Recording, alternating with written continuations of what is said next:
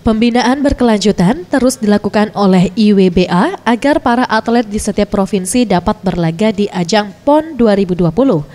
Sutarjo, Ketua Umum IWBA Pusat mengatakan, setiap kepengurusan di kabupaten kota di provinsi harus segera membuat program pembinaan atlet untuk PON 2020.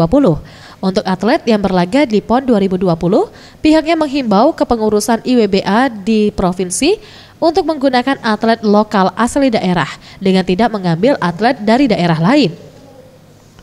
Untuk Sumsel sendiri, menurutnya merupakan gudang atlet woodball karena atlet yang ada saat ini telah berprestasi di skala nasional dan internasional. Tinggal IWBA Sumsel melakukan pembinaan atlet berkelanjutan agar di PON 2020 nantinya Sumsel dapat berbicara banyak di cabur woodball.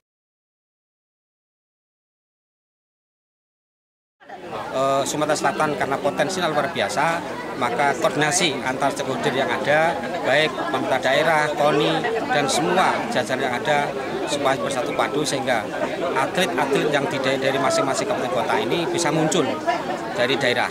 Jangan sampai nanti atlet itu ada jual beli atlet. Dan harapan kami dari IWBA Pusat bahwa atlet ini harus muncul dari daerah, provinsi sampai ke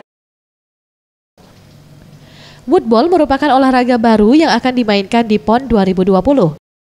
Olahraga ini mirip dengan golf, namun semua peralatannya terbuat dari kayu.